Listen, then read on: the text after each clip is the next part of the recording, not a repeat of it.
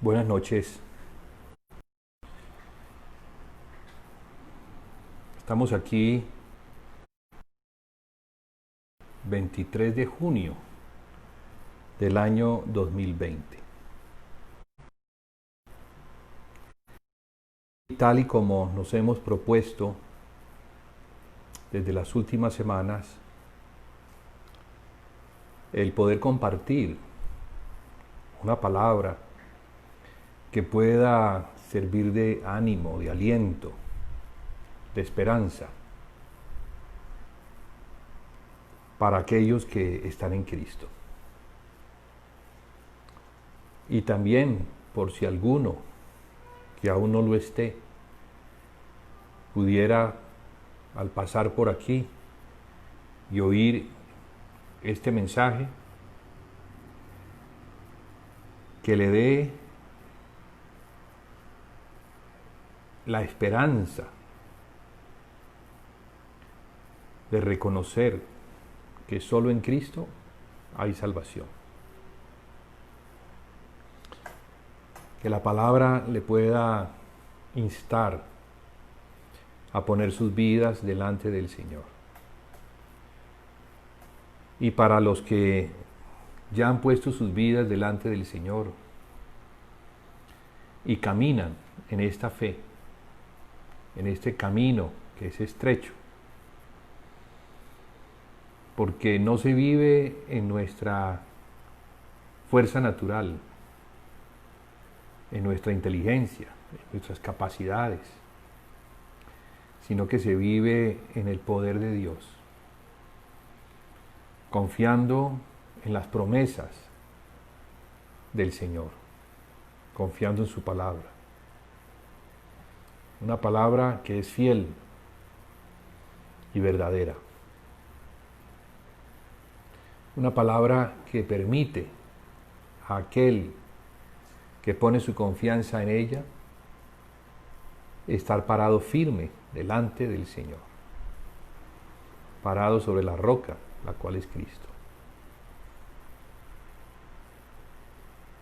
Y no solamente estar parado, sino ser edificado. Porque así era el fundamento de los apóstoles. Era para establecer no solamente al individuo, sino a la iglesia, conformada de muchos miembros, establecerla en Cristo. Por lo tanto,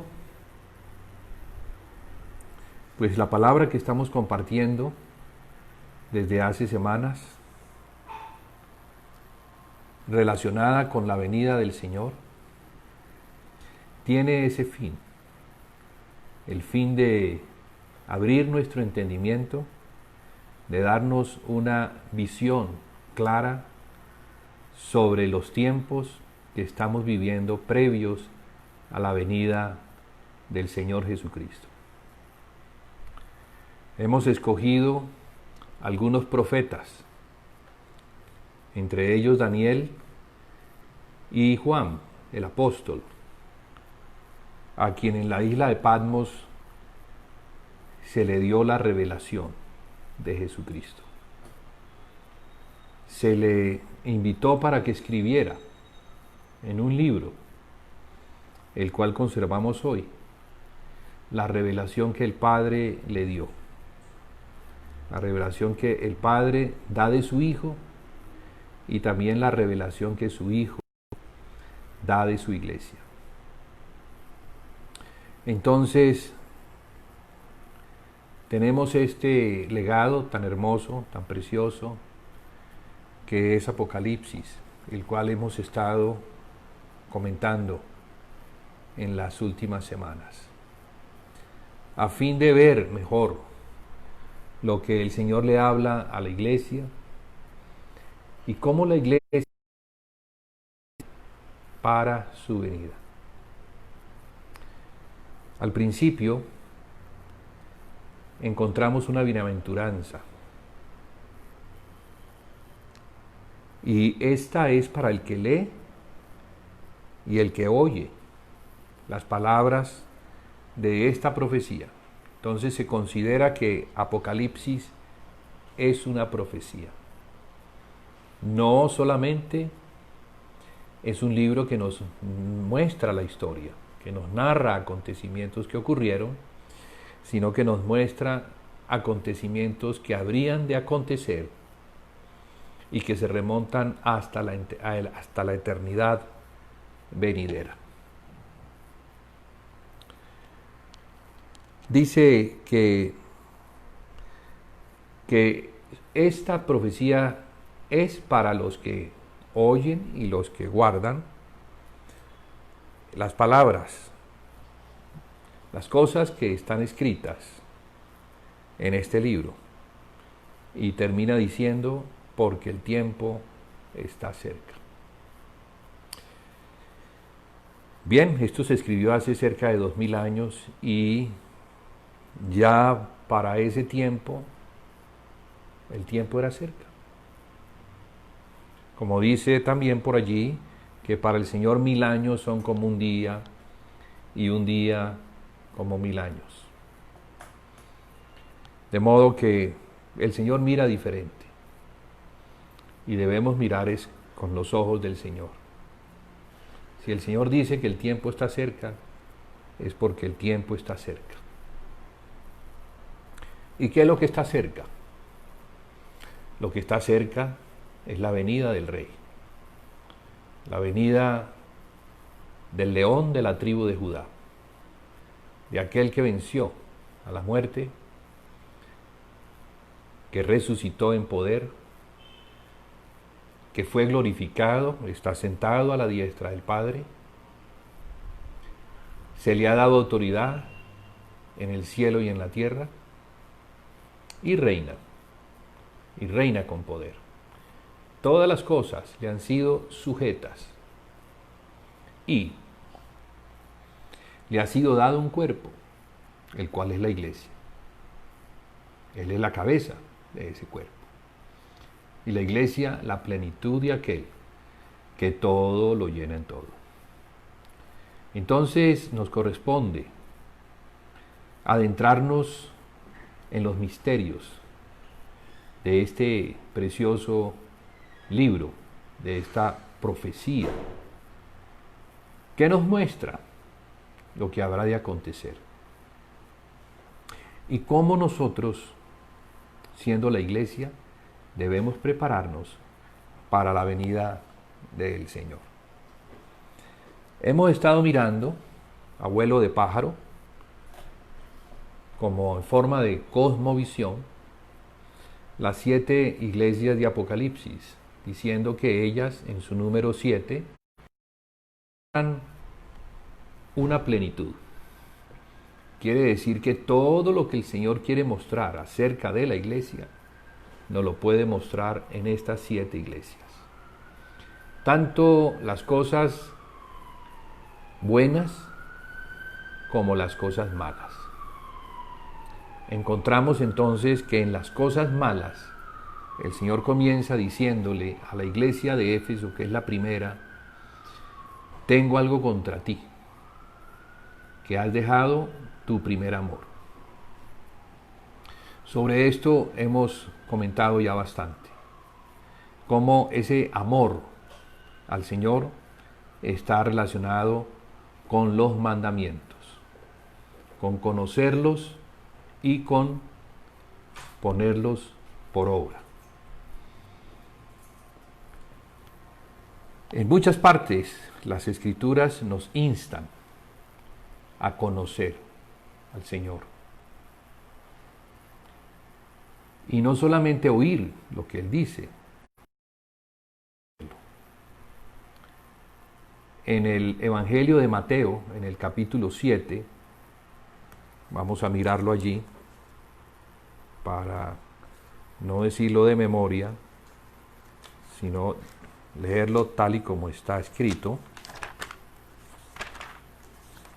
Creo que es importante que lo miremos todos. En el capítulo 7, después de hablar por un largo tiempo en lo que se conoce como el Sermón del Monte. Ya al final, después de terminar, él dice lo siguiente: cualquiera pues que me oye estas palabras y las hace, le compararé a un hombre prudente que edificó su casa sobre la roca. Descendió lluvia y vinieron ríos, y soplaron vientos, y golpearon contra aquella casa, y no cayó, porque estaba fundada sobre la roca.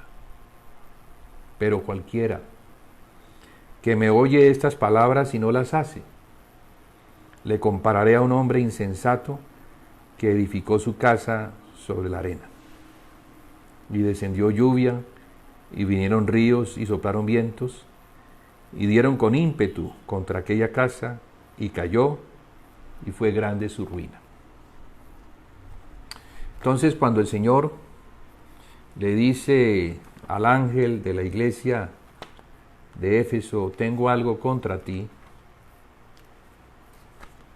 y es que has dejado tu primer amor, se está refiriendo a ese amor que está relacionado con sus mandamientos. Podríamos mirarlo en el Evangelio de Juan.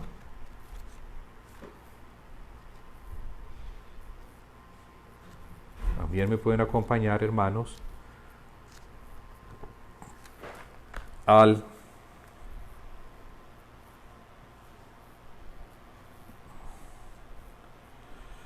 capítulo 14. Podemos leer desde el verso 21. El que tiene mis mandamientos y los guarda, ese es el que me ama. Y el que me ama será amado por mi Padre, y yo le amaré y me manifestaré a él.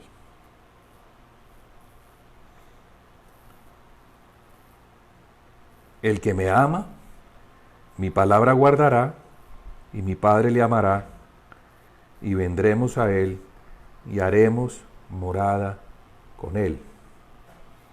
El que no me ama, no guarda mis palabras. Y la palabra que habéis oído no es mía, sino del Padre que me envió. Entonces tenemos, por las mismas escrituras, que ese dejar el primer amor está relacionado con la palabra que el Padre le dio a Jesucristo. Los mandamientos que el Señor Jesucristo nos ha dado a nosotros para que los hagamos. Es curioso que la iglesia de Éfeso, al igual que las otras, hacen obras. Y eso es lo que el Señor destaca al principio. Yo conozco tus obras y tu arduo trabajo y paciencia, y que no puedes soportar a los malos, y has probado a los que se dicen ser apóstoles y no lo son, y los has hallado mentirosos. Y has sufrido y has tenido paciencia, y has trabajado arduamente por amor de mi nombre, y no has desmayado. Están haciendo obras. Sin embargo, tenemos esta palabra que pareciera no encajar, porque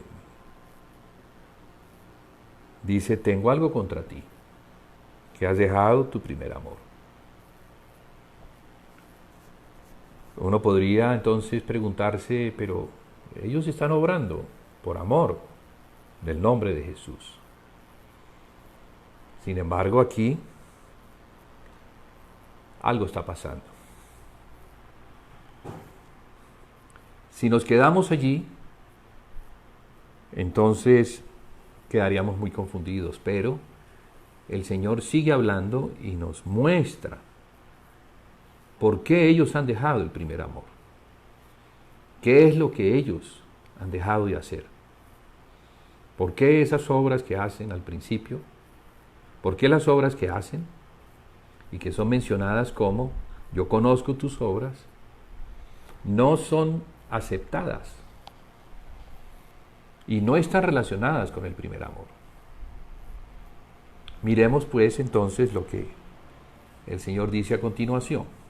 Recuerda por tanto de dónde has caído, arrepiéntete y haz las primeras obras. Pues si no, vendré pronto a ti y quitaré tu candelero de su lugar, si no te hubieres arrepentido. Bien, aquí el Señor menciona otras obras, que son las primeras, que están relacionadas con el primer amor. Y ya hemos dicho que el primer amor está relacionado con sus mandamientos. Y esos mandamientos no los da Él, sino que los recibió del Padre. Entonces está esto todo relacionado con mandamientos que el Padre da para que la iglesia no solamente los oiga, sino que los haga. ¿Y eso por qué? Bueno, miremos lo de las primeras obras. ¿Cuáles serán esas primeras obras? Tendríamos entonces que remontarnos al libro de los Hechos, donde en el capítulo 2 vemos cómo la iglesia nace. Sí, nace como iglesia. Aunque ya los discípulos tienen el Espíritu, ellos no se están congregando de una manera formal. Ellos están esperando la venida del Espíritu Santo.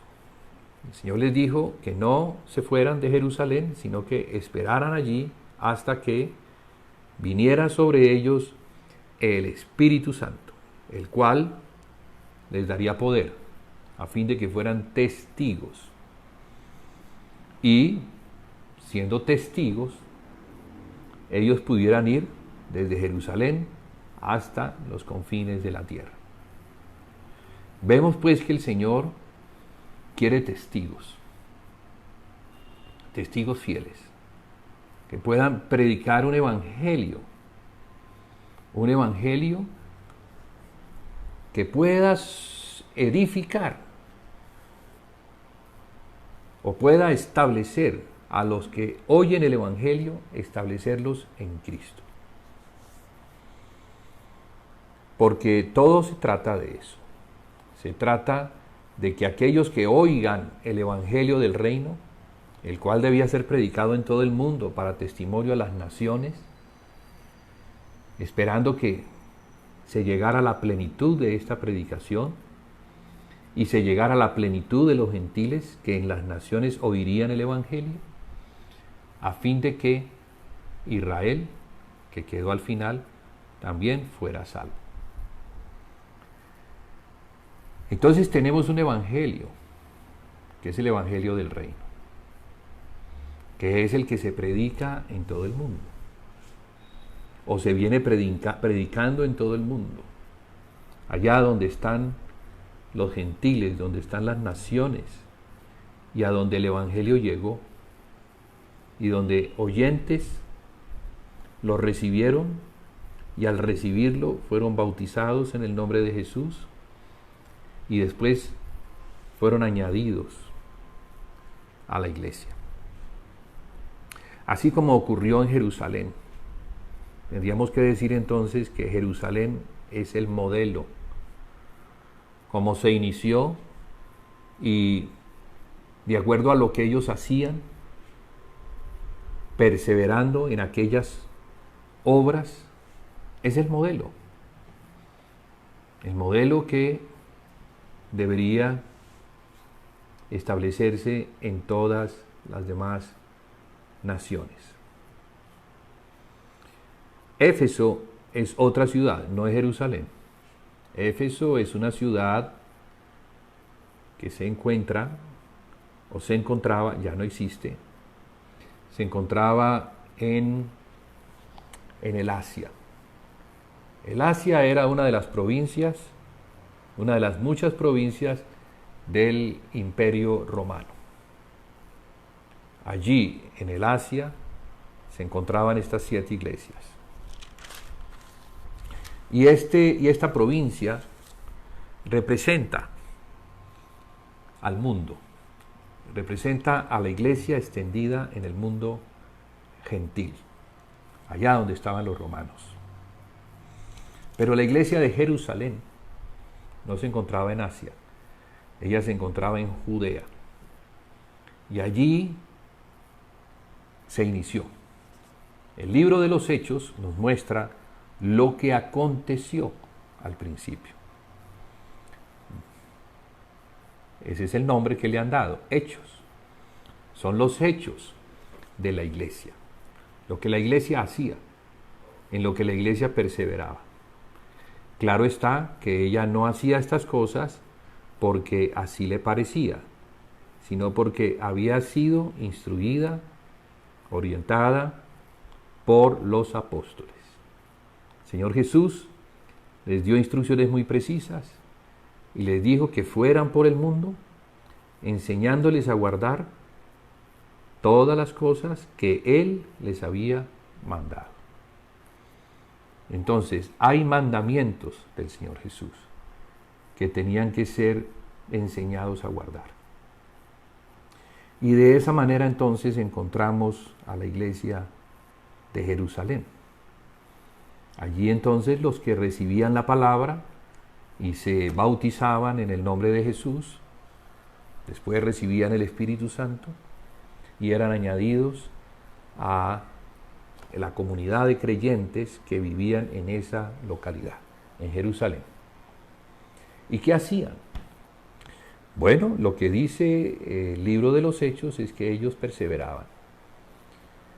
La palabra perseverancia nos habla de algo que se hace continuamente, todos los días. Y se sigue haciendo, y se sigue haciendo, y se sigue haciendo. Y no se deja de hacer. ¿Por qué? Porque es una obra que se hace, y que se hace para Dios. Dios no cambia, la iglesia no debe cambiar. A la iglesia se le ha dado algo que es muy importante, y por eso es que llega ella a ser iglesia o comunidad de hermanos que están unidos por medio del Espíritu Santo. Entonces podríamos decir que la iglesia es una comunidad de personas diferentes a otras personas, y la diferencia es que ellos tienen el Espíritu Santo. Ellos han creído en el Señor Jesús, han creído en la obra redentora, expiatoria del Señor Jesús para el perdón de pecados. Por eso tienen el Espíritu. Y ese Espíritu es lo que los hace especiales. Es ese Espíritu que es el Espíritu Santo, el mismo Espíritu que nos une con el Padre y con el Hijo, y que nos enseña la comunión que el Padre tiene con el Hijo, es el Espíritu de la comunión que nos enseña a nosotros a relacionarnos de una manera santa y justa en Cristo. Porque la comunión la hacemos es en Cristo Jesús. No es una relación de amigos en la carne, pues los amigos se dan y se pueden dar sin necesidad del Espíritu. Pero aquí es una relación entre hermanos. Y somos hermanos, ¿por qué? Porque lo que nos distingue es el mismo Espíritu. Y somos hermanos porque somos hijos del mismo Padre. Y somos hermanos porque somos hermanos del Hijo de Dios, del Señor Jesús. Entonces, esta comunidad de hermanos, esta iglesia, como lo era al principio, la iglesia de Jerusalén, ellos tenían todo en común. Ellos no veían por qué tendrían que separarse, sino consideraban que todas las cosas eran de Cristo. Y al ser de Cristo, pues eran de todos. La iglesia de Jerusalén no solamente compartía el Espíritu, sino que compartían la vida, compartían las oraciones, compartían el pan, compartían las alegrías, las tristezas. Tenían una vida que era en Cristo. Una gran diferencia entre la vida que teníamos antes de ser de Cristo, donde la carne era la que nos llevaba. Ahora en el Espíritu es el que nos lleva. Como dice el Señor Jesús, el que es nacido del Espíritu es como el viento. No sabe de dónde viene ni para dónde va, porque es el Espíritu el que nos guía. El Espíritu Santo es el que sí sabe para dónde nos va a llevar, de qué manera nos va a llevar, de una manera segura. En Él debemos confiar, porque de Él somos ahora. Él ha sido enviado para que sea el que consuele a la iglesia, el que la fortalezca, el que le enseñe por medio del Espíritu. Aquí se habla de revelación, el que nos enseñe a Cristo. Entonces la iglesia es muy diferente a cualquier tipo de organización. Tristemente, enemigos de Cristo y de la iglesia penetraron, llevando entonces a los santos a confiar más en las cosas terrenas que en las cosas celestiales. Y ese es parte del tema de estas 7 iglesias que nos muestran como una senda o camino, el cual tiene un comienzo en la iglesia de Éfeso y tiene un final en la iglesia de la Odisea. Teniendo la iglesia de Éfeso este tropiezo que se debe corregir. ¿Cuál? El que ya no se hacen los mandamientos. Sin embargo, el Señor le dice recuerda. Esa palabra recuerda es muy importante. Y nos muestra que la iglesia de Éfeso está muy fresca en su conocimiento de aquellas palabras que los apóstoles dieron al principio. Éfeso, en el tiempo de los apóstoles, era una ciudad muy importante. Y espiritualmente hablando también lo fue. Era la casa de la iglesia, de los santos de la ciudad de Éfeso, pero también albergaba a los misioneros. Recibía a los apóstoles, a los que iban de paso, pernoctaban en la iglesia de Éfeso. Y no llegaban simplemente a dormir y a comer, sino que llegaban a compartir la palabra. Entonces, durante mucho tiempo, la iglesia de Éfeso tuvo el privilegio de recibir no solamente al apóstol Pablo, sino al apóstol Pedro, al apóstol Juan, a Apolos y a muchos otros que hacían la obra misionera, y Éfeso era una ciudad de paso, era un puerto. Entonces, con seguridad, allí ellos se asentaban, quedaban un tiempo compartiendo con los hermanos la comunión, la palabra, todo lo que pues los apóstoles pueden dar, y después eran enviados. Entonces se le dice a esta iglesia, recuerda de dónde has caído. En ellos está fresca la memoria de lo que hacían al principio. Ve y haz las primeras obras. He estado hablando mucho sobre esto, y algunos podrían decir, hermano, ¿por qué repite tanto? ¿Por qué vuelve sobre el mismo tema? Yo creo que estas son cosas, cuando veo el candelero labrado a martillo, y el candelero nos habla de la iglesia, y ese candelero de oro puro, labrado a martillo, entonces me doy cuenta cómo es que somos forjados, golpe a golpe, golpe a golpe. La palabra pareciera ser que entra golpe a golpe, por repetición, una y otra vez. Debemos oír esa palabra, sazonada de diferentes maneras, para que nos quede completamente claro y la podamos entonces no solamente asimilar, sino guardar. La palabra guardar nos habla de retener, valorar, atesorar, no perder. Y la mejor manera de no perder algo es tenerlo bien guardado en nuestra memoria, en el corazón, porque en nuestra alma están los pensamientos y está también el sistema de memorizar. Entonces la memorización de las palabras del Señor es muy importante. Memorizar sus mandamientos, memorizar lo que se nos enseña a hacer. Entonces fíjese ese recuerda, porque pareciera ser que se les ha olvidado.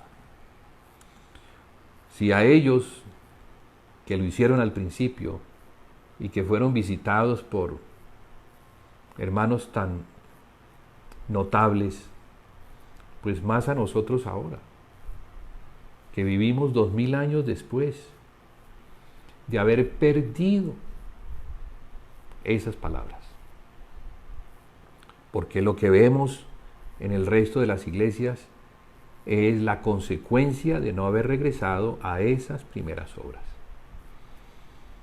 Eso quiere decir que ellos no se arrepintieron, continuaron adelante con lo que estaban haciendo, y entonces sucedió lo inevitable. El candelero fue sacado de su lugar. Imagínese si el candelero era, pues de acuerdo a lo que representa, que es la iglesia, y la iglesia es la luz del mundo, o sea que está para alumbrar, conforme a lo que tiene de Cristo, porque el candelero no tiene luz en sí mismo. El candelero sirve para retener en sus lámparas el aceite que representa al Espíritu Santo. Entonces, es por el Espíritu Santo que tenemos, por la unción, por la palabra, por lo que guardamos, que podemos alumbrar. Si falta aceite, pues entonces no va a haber luz. Vamos a tener el candelero, pero no está alumbrando. Ha perdido el propósito para el cual fue puesto o fue creado y establecido en ese determinado lugar. Esto quiere decir que si ya no alumbra es porque el aceite se ha ido. Y ese aceite es el Espíritu. Y el Espíritu es el que nos recuerda las palabras. El Espíritu Santo es el que viene como la unción para no solamente mostrarnos lo que debemos oír, sino también lo que debemos hacer. Entonces la iglesia de Éfeso, al igual que muchas iglesias en el mundo a lo largo de la historia, han perdido el privilegio de tener ese candelero, que es la iglesia, en un lugar especial. ¿En dónde estaba el candelero? Bien, el candelero se encontraba en el lugar santo. El lugar santo era un lugar especial. A ese lugar santo solamente podían entrar sacerdotes escogidos para tal fin. ¿Y quiénes eran? Los hijos del sumo sacerdote. Tanto el sumo sacerdote como los hijos del sumo sacerdote eran los que ministraban en el lugar santo. Era un lugar muy pequeño, no permitía el acceso de mucha gente, porque se podrían tropezar. Lo cual nos muestra lo selectivo que es Dios.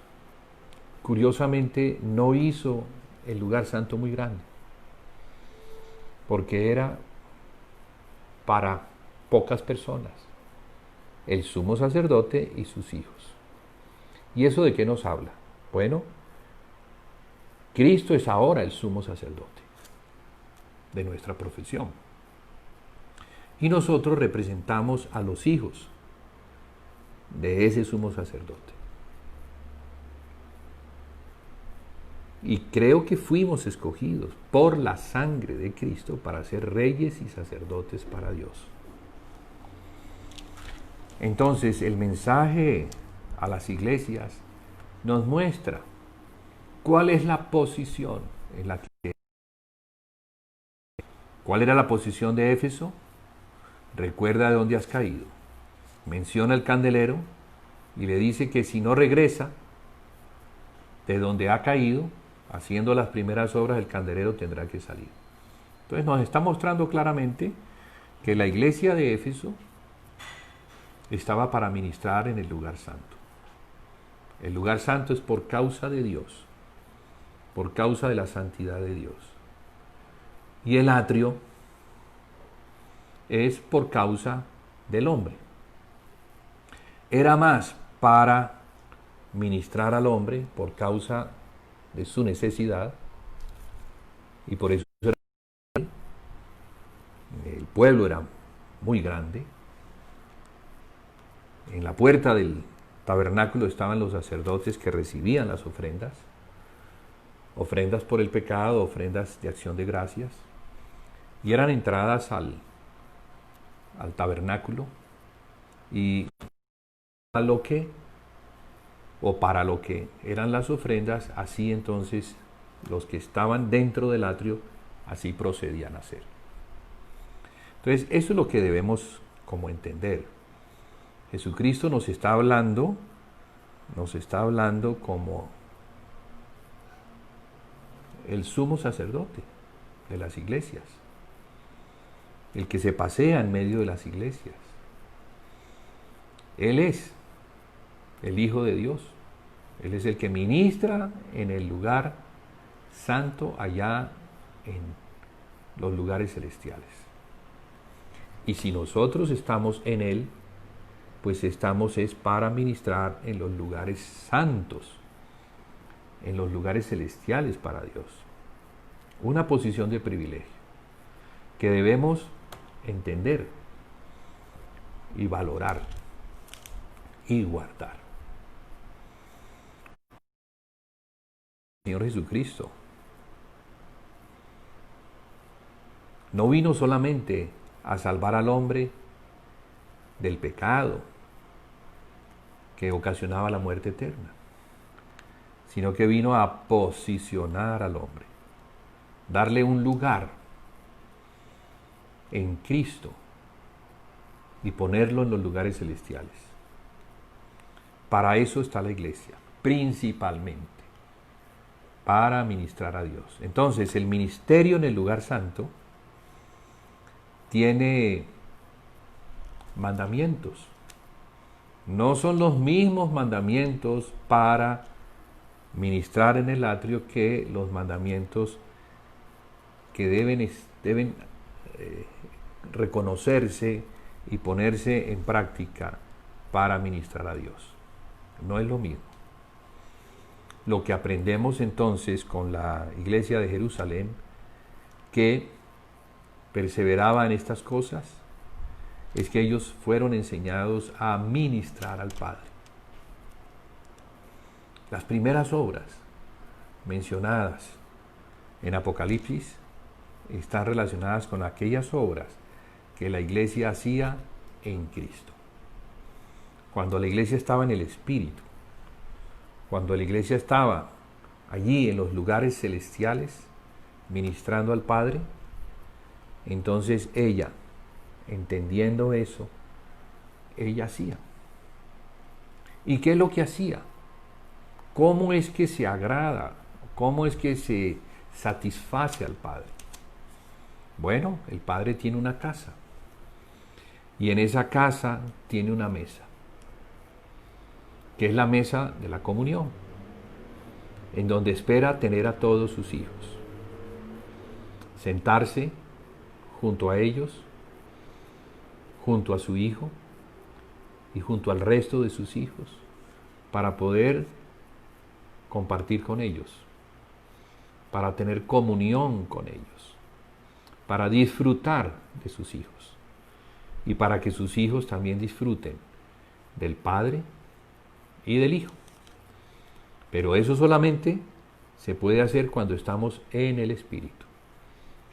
Si estamos en la carne, no, porque la carne tiene otros placeres, la carne tiene otros gustos, otra comida. Sin embargo, la comida de aquellos que son celestiales es Cristo.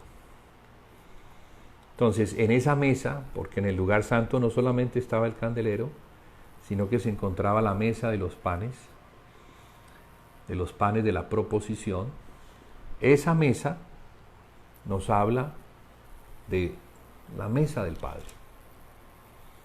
La mesa que el Padre dispone para disfrutar de sus hijos. En esa mesa había 12 panes, en 2 hileras, de 6 cada hilera. Y la Biblia nos muestra que el día del reposo, el sacerdote, el sumo sacerdote, juntamente con sus hijos, comían de ese pan. Ese pan tenía incienso, que nos habla del sacerdocio, que nos habla de Cristo, nos habla de aquellas cosas que son santas, aquellas cosas que son para Dios.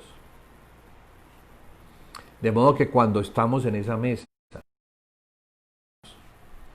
que es la mesa de la comunión del cuerpo de Cristo, estamos en el lugar celestial.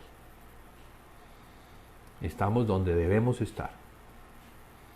Cuando los hermanos tienen comunión unos con otros, cuando parten el pan, cuando comparten a Cristo, ellos se encuentran en el lugar celestial. Allí está el Padre, allí está el disfrute, y allí lo que ellos experimentan, el gozo que ellos experimentan, es el gozo del Padre. Ese gozo o ese disfrute, el hombre natural no lo puede entender. No es para el hombre natural, es para nuestro espíritu. Procede del Padre, que en comunión con el Hijo, al tener comunión con sus hijos, manifiestan un gozo inefable, que el mundo nunca podrá conocer. Entonces, a eso es a lo que el Señor Jesucristo nos está llamando, nos está invitando.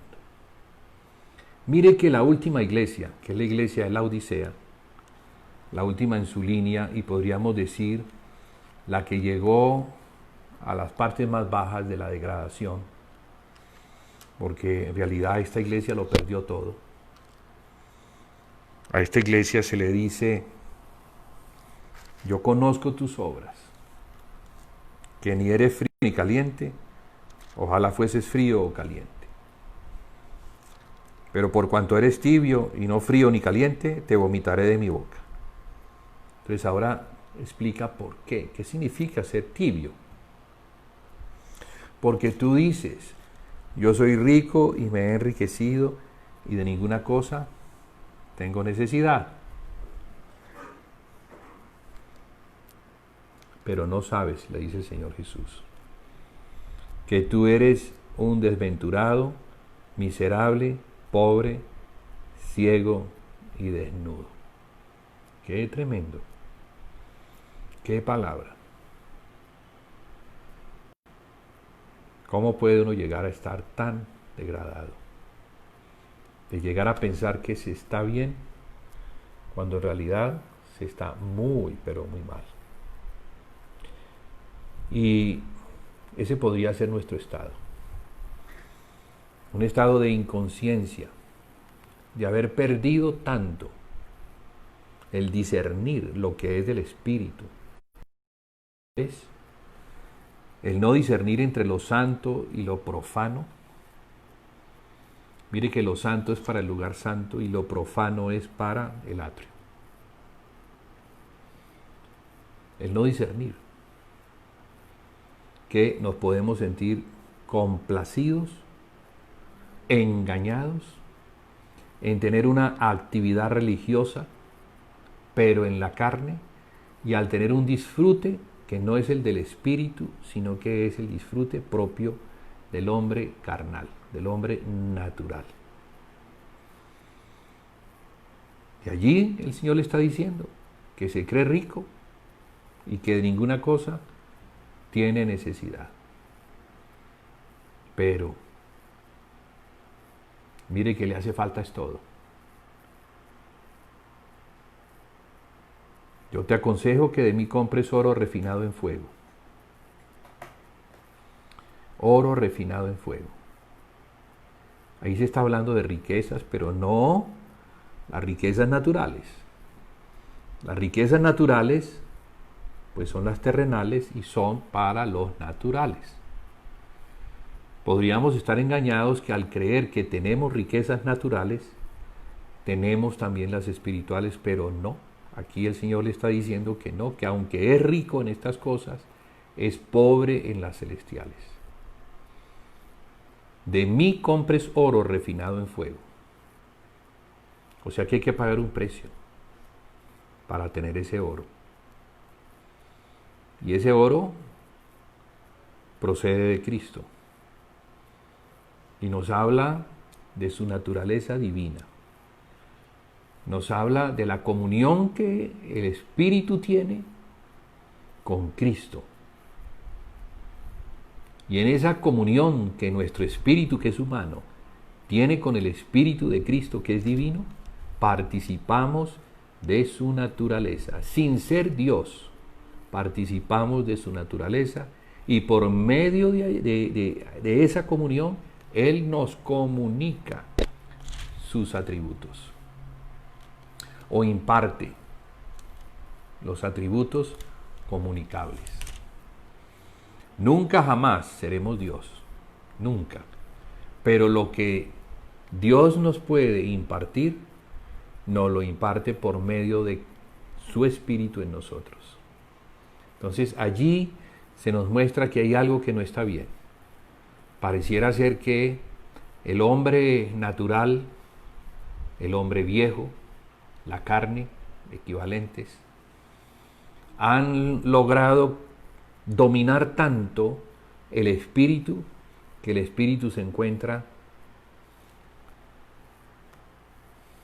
apretado. No puede salir, no puede emerger.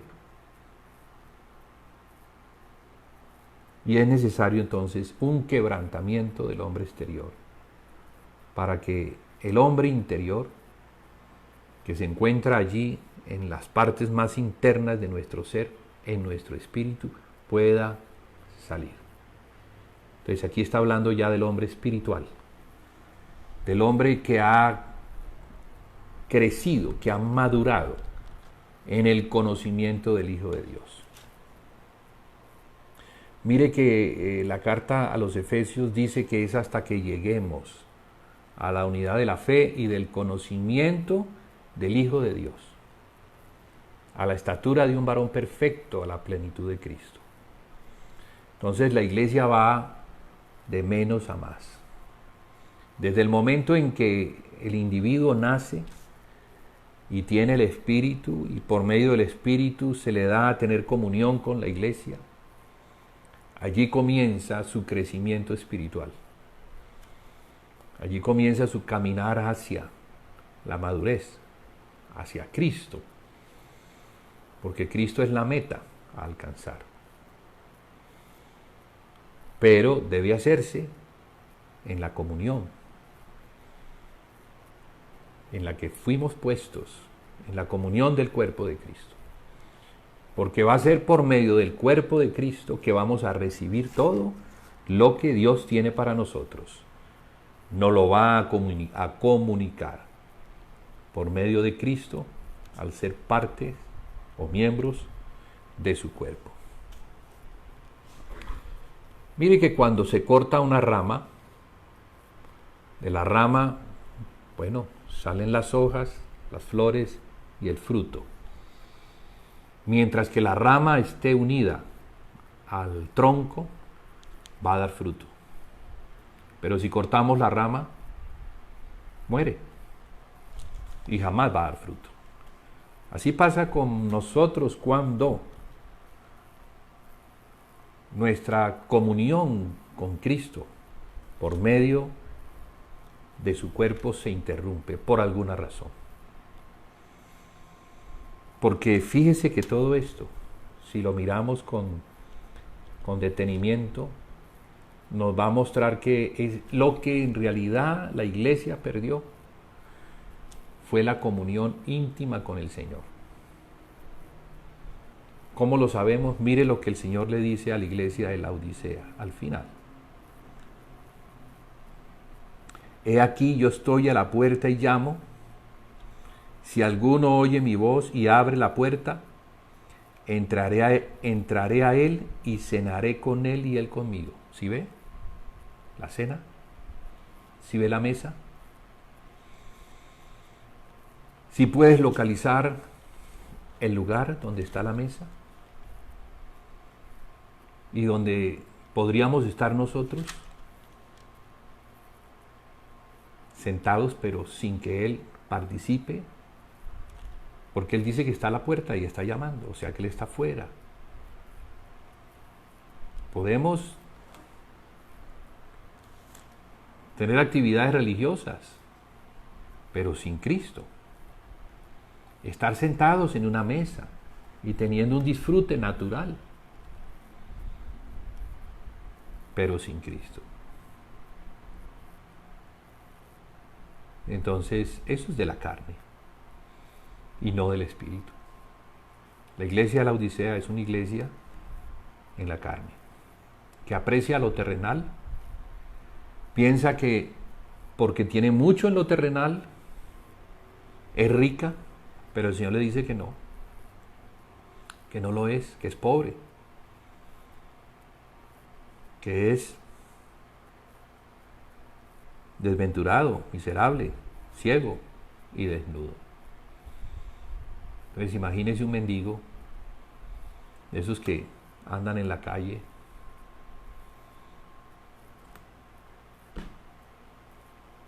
o sea, qué contraste, ¿no? Él cree que es rico, pero el Señor le dice que no lo es.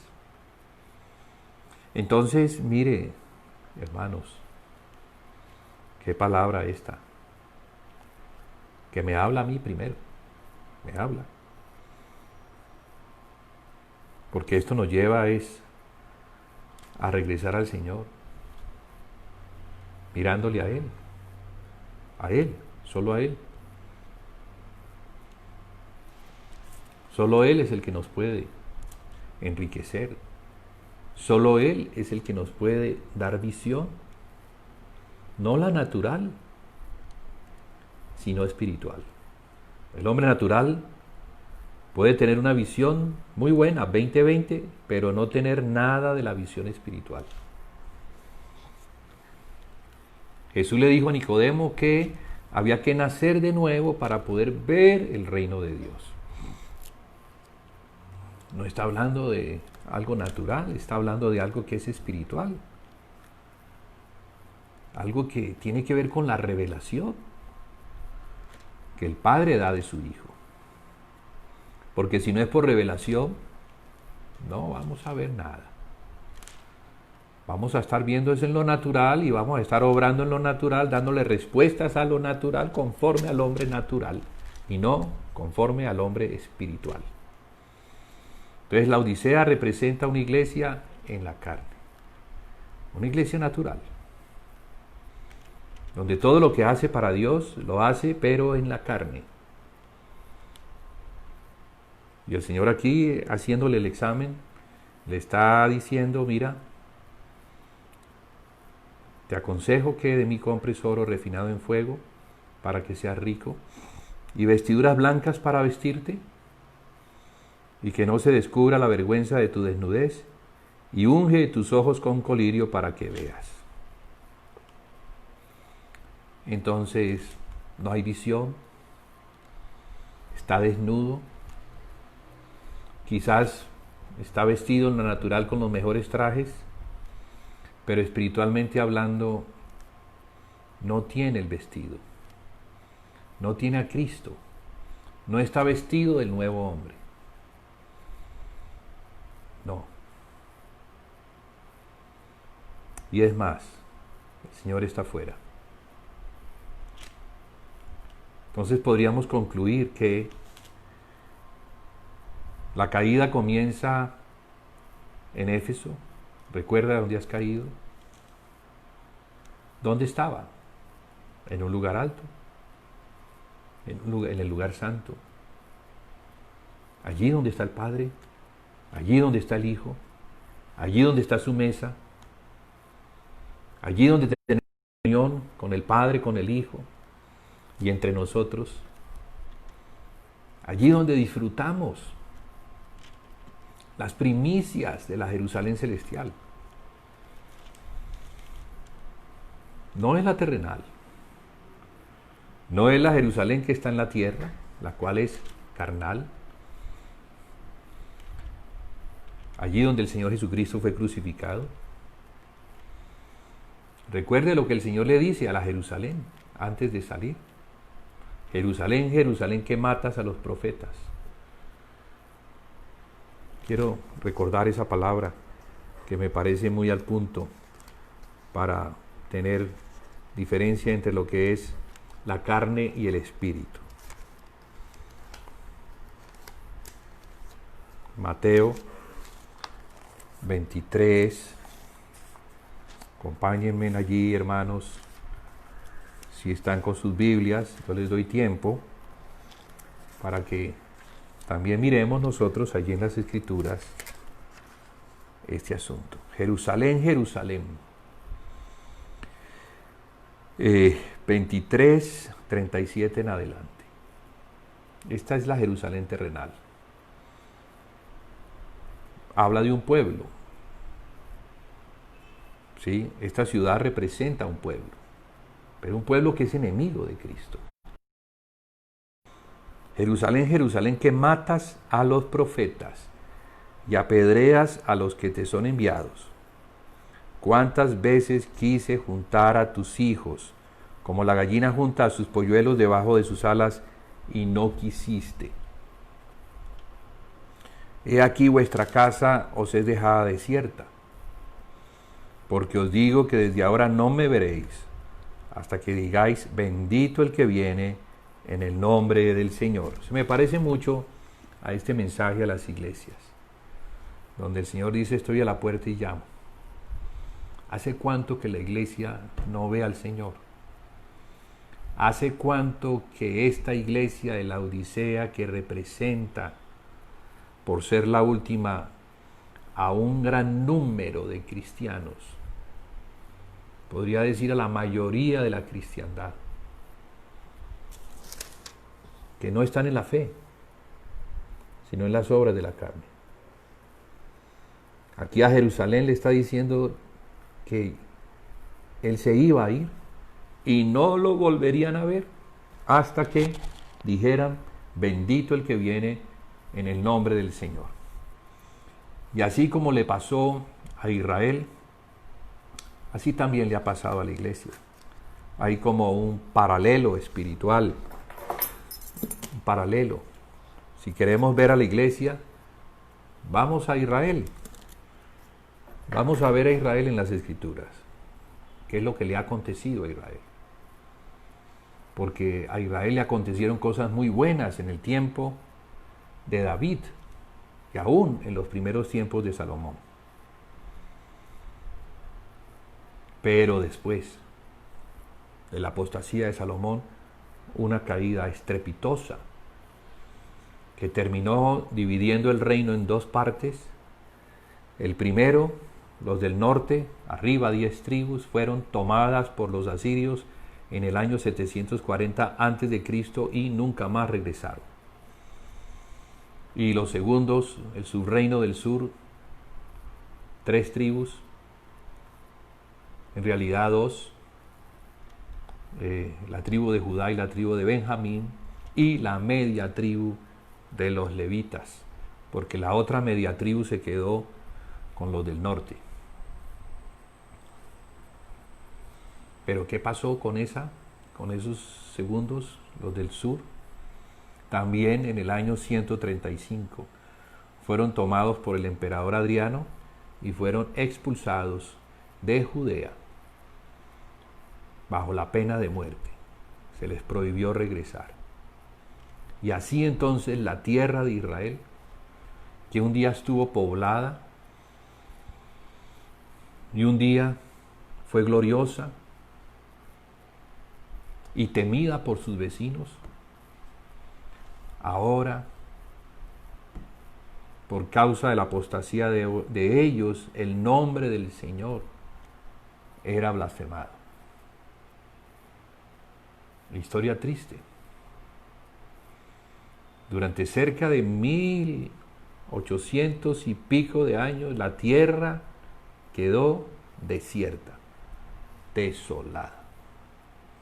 Sí, conocemos la profecía. El Señor prometió que los regresaría de entre las naciones y los volvería a establecer en esta tierra y les daría un rey. Sabemos que ese rey es Jesús. Él es el hijo de David. Él es el único que tiene derecho a sentarse en el trono de su padre. Judío de la casa de Judá. El león de la tribu de Judá. Él, el Cordero, el Mesías, el Rey de Israel, que dio la vida por su pueblo.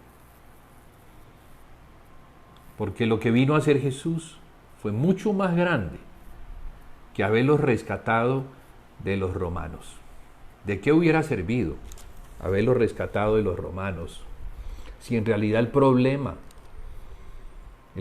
fundamental del hombre es el pecado? Y de allí entonces, de ese árbol, que es el árbol del conocimiento del bien y del mal, que representa el pecado, porque el hombre comió de ese árbol, y por causa de esa desobediencia, el hombre fue expulsado. Ya tenía en su espíritu esa simiente de la cual había comido. Había comido la semilla de la desobediencia, y por causa de esa semilla el hombre sería un rebelde. Y Dios le expulsó. Y estuvo expulsado, estuvo por fuera, hasta la muerte del hijo de la mujer. La simiente de la mujer que pondría la cabeza de la serpiente bajo sus pies es Cristo. Él derrotó a la serpiente. Él derrotó el pecado. En su resurrección, Él puede conceder ahora, como el Espíritu vivificante, puede concederle a los que creen en Cristo el Espíritu de vida, porque es el Espíritu de vida eterna, que es el que constituye al pecador perdonado en un hijo de Dios, no en alguien destituido de la gloria de Dios, sino en alguien que ahora participa de la gloria de Dios. Y eso es un privilegio que hay que valorar y en el cual hay que mantenerse firme, por el resto de nuestros días aquí en la tierra. Porque el Señor viene, Él viene. Y Él viene por una iglesia fiel. Una iglesia que considere estas cosas y que se aferre a ellas y se consagre. Son muy pocos los años que un hombre puede vivir ante la eternidad. La eternidad es algo sin tiempo, que puede ser para una gloria eterna o puede ser para un sufrimiento eterno. Entonces, tanto amó Dios al hombre,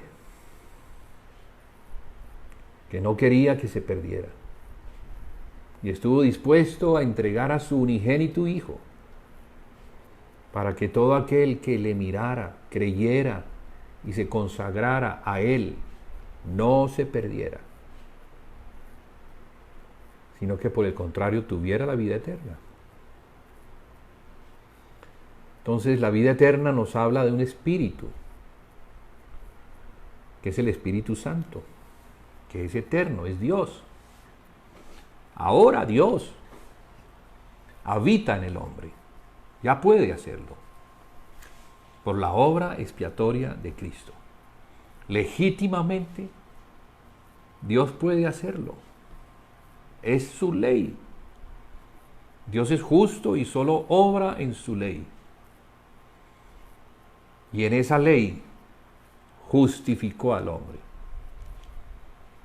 El hombre ha sido justificado por la obra de Jesús, no porque el hombre haya hecho nada para obtener esa justificación. Pero ha sido justificado para constituirse en la iglesia de Jesucristo. Pero la serpiente ha sido astuta y ha podido engañar a la iglesia, mostrándole que hay otra manera de servir a Dios. Y esa es la caída. Hermanos, la caída es apostasía. Recuerda de dónde has caído. Eso es apostasía. Apostasía es desviarnos del camino en donde se nos ha colocado para caminar. Porque ese camino tiene muchas sendas y muchos desvíos y muchos tropiezos, muchas luchas y enemigos. Pero si se mantiene la fe, si se regresa a las sendas antiguas, porque esta palabra es para regresar a las sendas antiguas, donde la iglesia era rica, pero en Cristo. La iglesia veía, pero no con visión natural, sino con visión espiritual. Como dice el apóstol Pablo en 2 de Corintios, hablando de lo que ojo no vio, ni lo que oído oyó, ni lo que ha subido al corazón de hombre, es lo que Dios ha preparado para los que le aman. Ahí está hablando de dos hombres, del natural, que no puede entender las cosas que son del espíritu porque para él son locura, y del espiritual, que sí las puede discernir.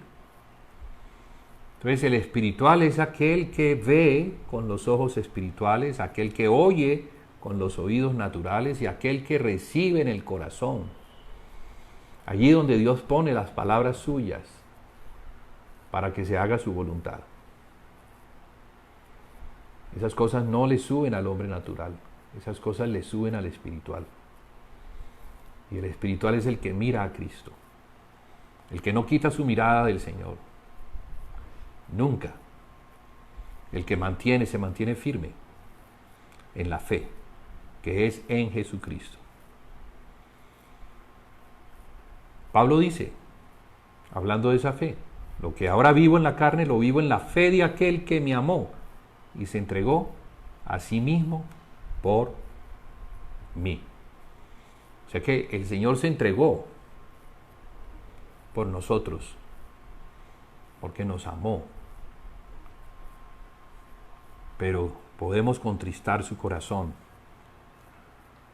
cuando no tomamos las cosas en serio, cuando no valoramos su sacrificio, cuando no entendemos nuestra posición dada por su resurrección. Porque mire, hermano, cuando Él resucitó, Él no se quedó en la tierra. No, Él regresó a la gloria que una vez tuvo con el Padre. Ya no estaba en la carne. Ya era el Espíritu que da vida. Ya hizo su trabajo en la carne. Vivió 33 años y medio. Murió a los 33 años y medio. Cumplió con la misión que le había sido encomendada y regresó al Padre. Pero la Biblia dice que nosotros hemos muerto también en Cristo, porque Él representó al hombre, a la raza humana, entera la raza humana. No representó solamente a los judíos. No, Él no vino. Vino sí como judío, pero vino también como el Hijo del Hombre. Y como Él también es el Hijo de David, claro que sí. Pero como el Hijo del Hombre representó al hombre. No solamente estaba representando a un pueblo, estaba representando al hombre establecido en toda la tierra.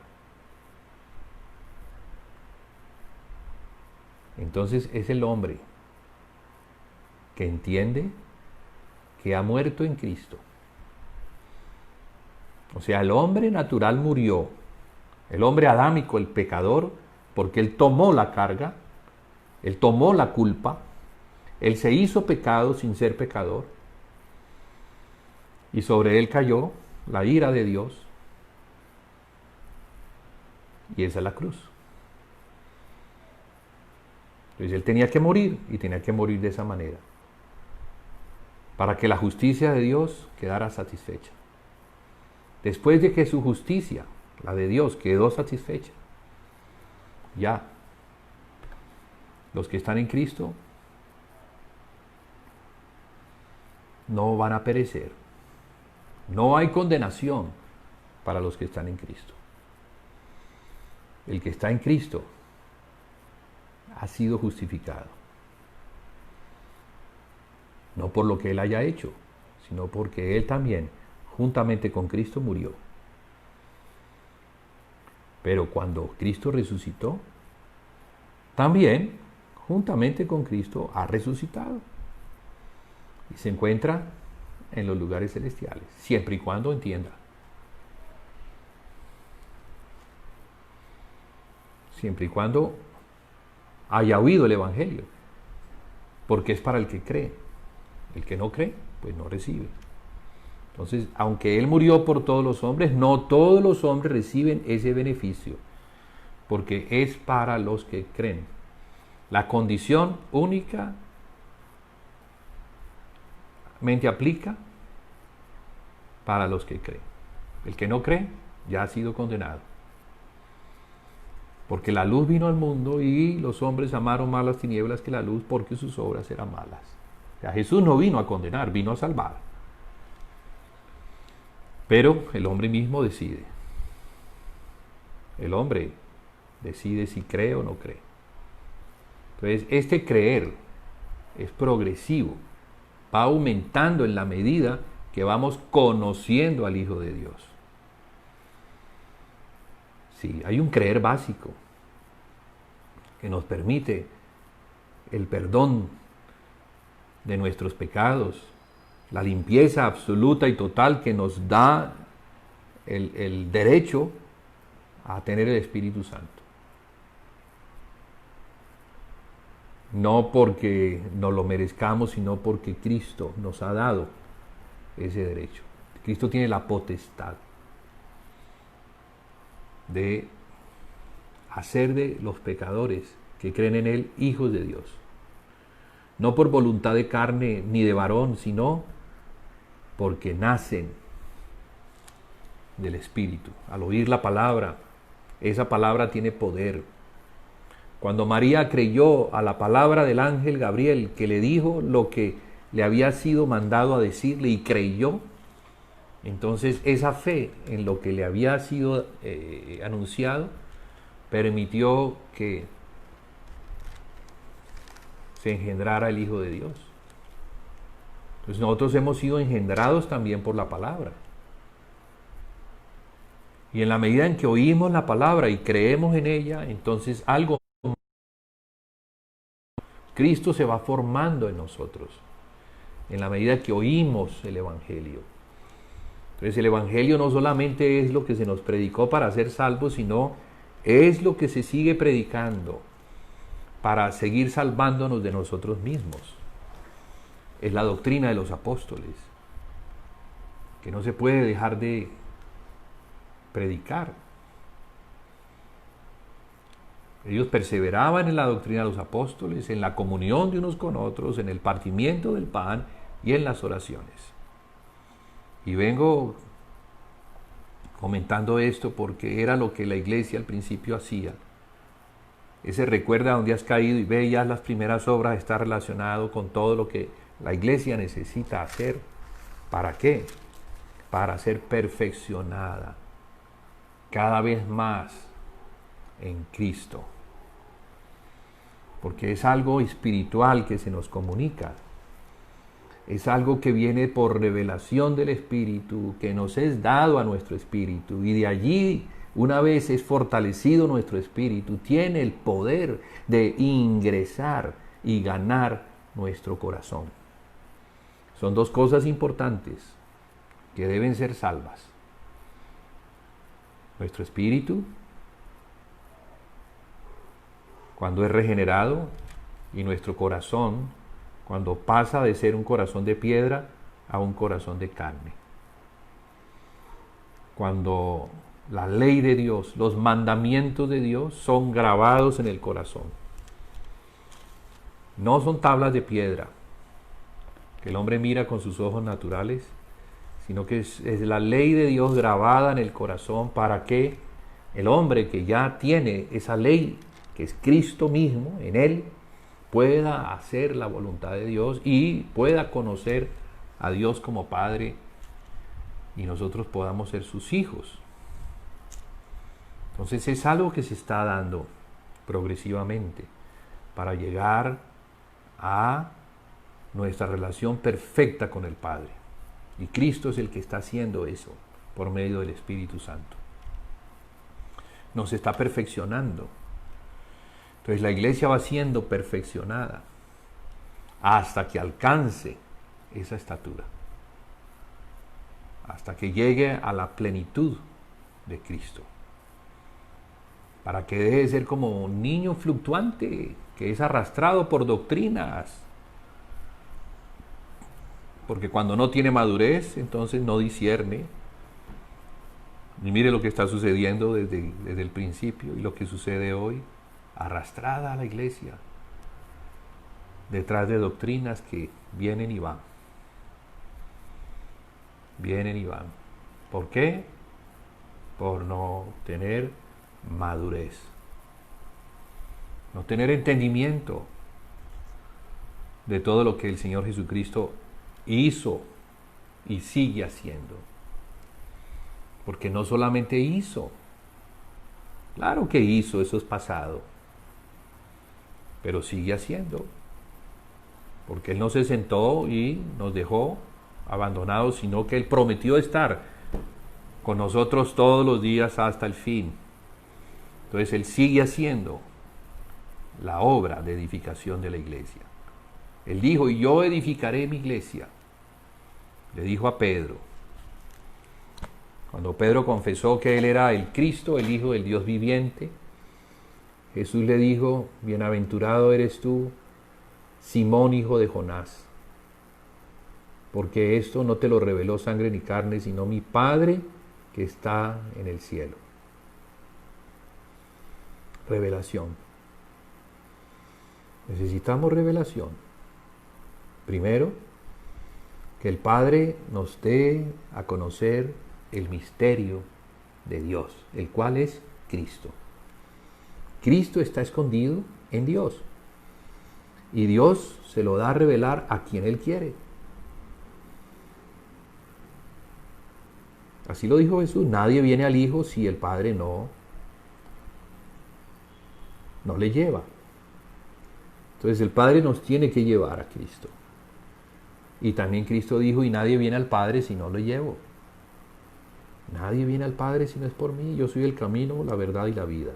Y nadie viene al Padre si no es por mí. Entonces ahí tenemos algo que nos muestra que el Padre nos tiene que llevar a Cristo, nos tiene que revelar a Cristo, y Cristo nos tiene que revelar al Padre. Entonces la iglesia está siendo formada en su ministerio al Padre, y Cristo le va llevando. Cristo es el que conoce el camino al Padre. Cristo es el que sabe cómo es que se ministra al Padre. Él es el sumo sacerdote, Él es el que sabe, conoce las dimensiones de la casa, conoce las normas de la casa, la santidad de la casa. Y nadie puede pretender llegar al Padre si no es a través de Cristo. Cristo es el mediador entre Dios y los hombres. Entonces la iglesia debe conocer eso. ¿Sí? La iglesia debe conocer, regresar entonces a esas primeras obras, para que el Señor que está a la puerta, porque hoy en día Él está a la puerta y está llamando. Si alguno oyere mi voz, mire que la palabra allí es dar aldabonazos. Un aldabón era lo que en el tiempo donde no había luz y no teníamos el timbre. Entonces en las puertas había un elemento metálico que se movía y golpeaba contra otro elemento metálico. Entonces cuando una persona llegaba, golpeaba. Y eso era el anuncio de que alguien estaba en la puerta y que quería entrar, quería que le dejaran que le abrieran la puerta para o dar un mensaje o para poder entrar. Entonces, Él está dando aldabonazos. A ver si alguno oyera. ¿En dónde estamos? Que no oímos. ¿Qué tan distanciados estamos de la puerta? ¿Qué tan entretenidos estamos? En las pachangas carismáticas, jugando a hacer iglesia, jugando a adorar al Padre, cuando se ignora el protocolo. Sí, mucha ignorancia. Pero se mantiene y se mantiene y se mantiene en esa ignorancia y cada vez está peor. Entonces, si alguno oyera, por si alguno oyera, dice el Señor, o sea, Él espera que alguno pudiera oír, entre los muchos que hay, entre las multitudes que hay. Alguno de pronto oye y abre. Y dice que Él entrará y cenará con Él y Él con Cristo. Entonces está hablando de una comunión, hermanos. Has dejado tu primer amor. Está relacionada con la comunión que se tiene con Cristo. Pero esa comunión es una comunión santa. Es una comunión que obliga la fe, nuestro conocimiento de los mandamientos de Cristo, nuestra obediencia a esa fe, nuestro perseverar en aquellas cosas en las que la iglesia al principio enseñó, en las que debemos perseverar. Entonces, hermanos, si usted no está en un lugar donde se haga esto, pídale al Señor que le muestre y le guíe a un lugar en donde se esté haciendo esto. Porque el Señor está levantando una iglesia. El Señor está visitando las naciones, está visitando las localidades y está tocando la puerta para que aquel que oiga cene con Él. Entonces sí hay una palabra de esperanza en aquellos lugares en donde la iglesia dividida en múltiples pedazos, como si Cristo pudiera ser fraccionado. ¿Cómo se puede expresar Cristo? ¿Cómo Dios puede visitar algo que no puede expresar a Cristo porque se encuentra dividido? No, no puede ser.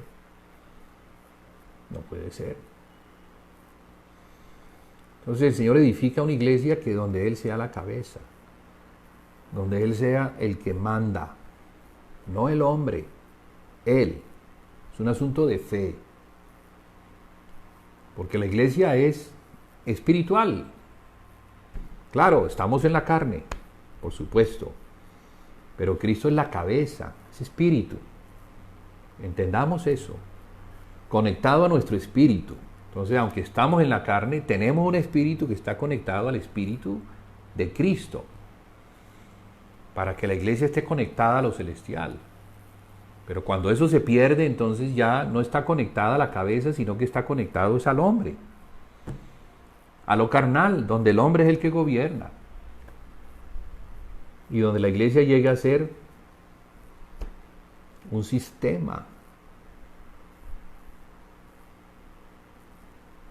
natural, una organización de hombres, y no el organismo vivo que depende de la cabeza. Su vida, la vida de la iglesia depende de la comunión que tienen unos con otros. Mire que el apóstol Pablo lo expresa de esta manera en su primera carta. La primera carta del apóstol Juan dice que la comunión que ellos tienen con el Padre y con el Hijo es la comunión a la que invitan ellos. La comunión que los apóstoles han tenido con Cristo, que les ha llevado a tener comunión con el Padre. En esa comunión apostólica es a la que ellos están invitando, para que el gozo sea cumplido, para que vuestro gozo sea cumplido. Venga, yo le voy a leer esas palabras para terminar. Dejamos allí entonces. Si quieren me acompaña a la primera carta de Juan. Vamos a leer desde el verso número 1, que dice: lo que era desde el principio, lo que hemos oído, lo que hemos visto con nuestros ojos, lo que hemos contemplado y palparon nuestras manos tocante al verbo de vida. Ahí está hablando un testigo, está dando testimonio de lo que vio, de lo que palpó, de lo que contempló, de lo que sus manos palparon. Porque la vida fue manifestada y la hemos visto y testificamos, vea el testigo, y os anunciamos la vida eterna, la cual estaba con el Padre y se nos manifestó.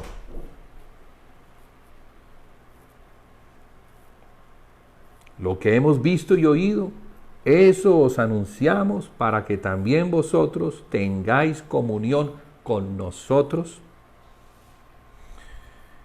ya que nuestra comunión verdaderamente es con el Padre y con su Hijo Jesucristo. Estas cosas os escribimos para que vuestro gozo sea cumplido. Mire cómo habla de la comunión y cómo esa comunión que es con el Padre y con el Hijo y con los apóstoles, o sea, con la doctrina de los apóstoles, está relacionada con el gozo, porque es el gozo del Señor. No es la alegría que la carne puede experimentar, que va y sube, porque así es el alma. Pero el gozo es algo que no es pasajero. El gozo es algo que se mantiene, que es permanente. ¿Sí? Y sigue diciendo: este es el mensaje que hemos oído de Él y os anunciamos. Dios es luz y no hay ningunas tinieblas en Él. Qué tremendo, la luz, el candelero, lo que debe alumbrar en el lugar santo. Esa luz del candelero es Dios. relacionado con la iglesia y con la comunión que la iglesia tiene con el Padre, que es con el Hijo también, por medio del Espíritu. Si decimos que tenemos comunión con Él, o sea, con el Padre, pero andamos en tinieblas, o sea, el candelero no da luz, mentimos y no practicamos la verdad. Entonces, mire bien, si la iglesia verdaderamente como candelero está alumbrando, es porque tiene comunión con el Padre y con el Hijo.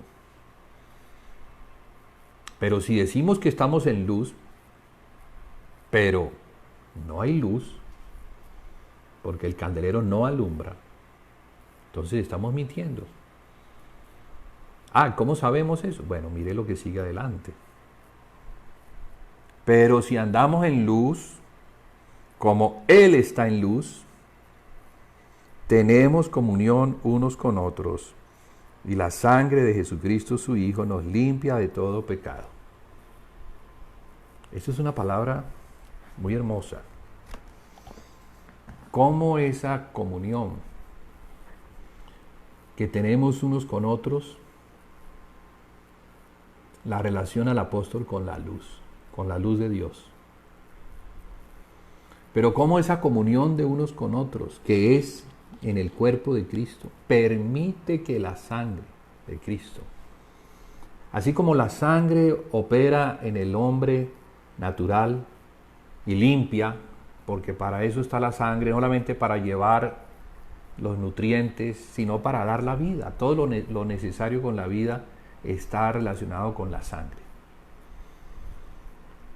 Asimismo entonces Cristo, el cuerpo de Cristo, la comunión que los hermanos tienen con Cristo. Cristo es tenerla con el Padre también. Y en esa comunión hay luz. O sea, el candelero está alumbrando. ¿En dónde? En el lugar santo. Para el disfrute de Dios. Para el disfrute del Padre. Porque es por medio de Cristo, es el trabajo de Cristo, edificar a la iglesia para que la iglesia entienda en dónde está el verdadero gozo, en dónde está el verdadero disfrute. No está en las cosas naturales, no está en las cosas terrenales. El reino de Dios no es comida ni bebida, sino justicia, paz y gozo en el Espíritu Santo. Entonces, hermanos, la comunión del cuerpo de Cristo es algo tan precioso, es algo tan importante en las Escrituras, es algo a lo que el Padre y el Hijo le dan tanta importancia, que para nosotros debe ser importante. Debemos guardar primero la comunión con el Hijo, por supuesto, porque el Hijo nos lleva al Padre, así como el Padre nos lleva al Hijo, pero ya estamos en el Hijo, entonces el Hijo es el que nos lleva al Padre, y llevándonos al Padre nos enseña la importancia de la comunión, porque así entonces la sangre del Señor Jesucristo nos limpia de todo pecado y nos libra de toda maldad. Entonces la sangre, Apocalipsis comienza diciendo que es por la sangre que nos ha hecho reyes y sacerdotes para Dios su Padre. Ahora resulta que la sangre está relacionada con la limpieza del pecado. Nos limpia de todo pecado. Pero mire cómo opera esto cuando mantenemos la comunión del cuerpo de Cristo. Entonces, con esto, hermanos, quisiera terminar invitando a los hermanos que puedan pasar por este compartir, a que meditemos, recapacitemos en este llamado del Espíritu Santo para la iglesia de este tiempo.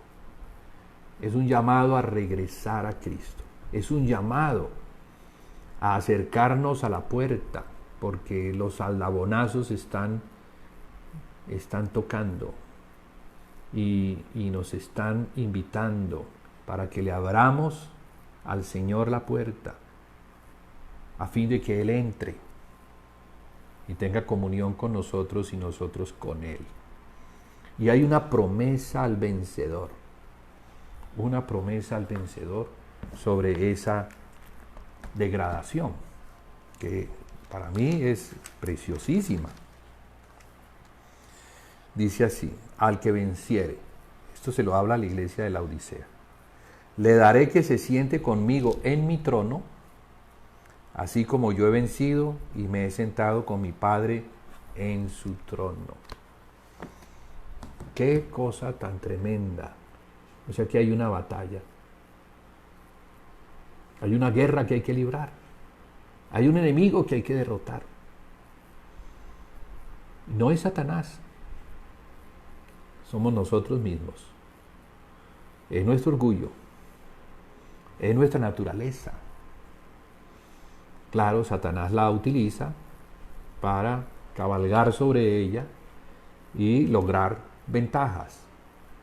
Pero si nosotros logramos someter esa naturaleza, entonces el diablo no tendrá poder sobre nosotros. Dice que ellos le han vencido, hablando de aquellos, Apocalipsis 12, aquellos vencedores, ellos le han vencido a Satanás, que es la serpiente antigua, que es el dragón que se presenta allí. Dice que ellos le han vencido por medio de la sangre del Cordero. Qué importante la sangre como arma de batalla contra ese gran enemigo. Pero también dice que por la palabra de su testimonio y luego porque negaron sus vidas hasta la muerte. Entonces allí está dicho todo. Primero, la sangre, que es la que nos justifica, a fin de que Satanás no pueda señalarnos como pecadores, no, porque la sangre nos justifica, la sangre de Cristo, la sangre del Cordero, pero también nuestro testimonio, lo que hablamos acerca de eso. ¿Qué estamos hablando? ¿Cuál es nuestro evangelio? ¿Qué es lo que comunicamos en nuestro hablar? ¿De verdad tenemos la experiencia interna en nuestro corazón de lo que Cristo ha hecho por nosotros y vivimos conforme a esa revelación? Porque si es así, entonces estaremos dispuestos a dar nuestras vidas por esa causa. Esos son los vencedores. Y esos, de la misma manera que Cristo venció sobre el mundo, sobre Satanás, sobre todos los poderes, sobre Él mismo, cuando dijo: Padre, si es posible, quita de mí esta copa, pero no se haga mi voluntad sino la tuya. Entonces allí el Señor nos muestra que es la voluntad de Dios sobre la nuestra la que debemos nosotros hacer. Ahora es la voluntad de Cristo sobre la nuestra. Cristo prima. Cristo es la supremacía de todas las cosas. Su palabra es la que nos tiene que llevar. No hay otra manera de ser conducidos hacia el Padre sino por medio de la palabra de Cristo. En esa palabra está el poder para vencer sobre todos los poderes. Y digo que el más grande de todos, nosotros mismos. Nosotros mismos. Entonces, hermanos, la batalla está al frente de nosotros. El enemigo está allí. No miremos a Satanás, aunque es enemigo. Pero ¿cómo se le vence? ¿Cómo se derrota el poder de Satanás sobre nosotros? Derrotándonos a nosotros mismos. Tenemos armas muy poderosas para vencer. Y esos que vencen sobre la carne, sobre el mundo y sobre Satanás, ellos recibirán galardón en el día de Jesucristo. Ellos, así como a la iglesia de la Odisea se le promete, también de la misma manera que a Cristo se le puso en el trono del Padre, porque venció, así también ellos serán sentados en el trono de Cristo, que es el mismo trono del Padre. Entonces la palabra, hermanos, nos insta y nos invita a dar esta pelea, no en nuestra fuerza, sino en la fuerza de Cristo. Refugiémonos en la palabra, refugiémonos en el mandamiento, regresemos si es que nos hemos apartado de las primeras obras. Hay mucho entonces por corregir, por establecernos, a fin de perseverar, porque mire, la promesa para aquellos que se ajustan a esto es para este tiempo. Por cuanto has guardado la palabra de mi paciencia, yo te guardaré de la hora de la prueba que ha de venir sobre el mundo entero. Sobre el mundo entero. Sobre el mundo entero. Mundo entero. No es sobre ciertas partes. Es una prueba para los que moran en la tierra. Nosotros moramos en la tierra. Pero si hemos guardado la palabra de Cristo,